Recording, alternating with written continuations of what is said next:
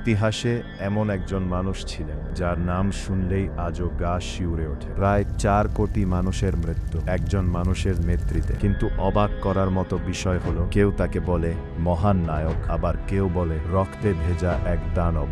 তার আসল নাম ছিল তেমুজিন, একজন সাধারণ ছেলে যার শৈশব কেটেছে অভাব, ক্ষুধা আর ভরসাঘাতকতার মধ্যে। ছোটবেলাতেই সে হারায় তার বাবাকে, নিজের গোত্রই তাকে ত্যাগ করে। এক মুহূর্তে সব কিছু বদলে যায়। খাবার নেই, আশ্রয় নেই, চারপাশে শুধু বেঁচে থাকার লড়াই। কিন্তু এই কঠিন বাস্তবতাই তাকে বানায় শক্ত, আর সেই শক্তি একদিন বদলে দেয় পুরো পৃথিবী। ধীরে ধীরে সে একে একে তার শত্রুদের পরাজিত করে গড়ে তোলে এক বিশাল সেনাবাহিনী। আর তখনই জন্ম হয় এক নতুন নামের চেঙ্গিস খান। তার বাহিনী ছিল এক দুঃস্বপ্ন। তারা শুধু যুদ্ধ করত না, তারা ধ্বংস নিয়ে আসত। শহরের পর শহর পুড়ে যেত, মানুষের চিৎকারে আকাশ ভারী হয়ে উঠত, আর তার নাম শুনলেই ভয় ছড়িয়ে পড়ত চারদিকে। কিন্তু এখানেই গল্পের শেষ নয়, কারণ এই মানুষটার আরেকটা দিকও ছিল। সে তৈরি করেছিল কঠোর আইন, দিয়েছিল ধর্মীয় স্বাধীনতা, তার সাম্রাজ্যে এনেছিল শৃঙ্খলা আর স্থিতি। তাহলে প্রশ্নটা থেকেই যায়, একই মানুষ,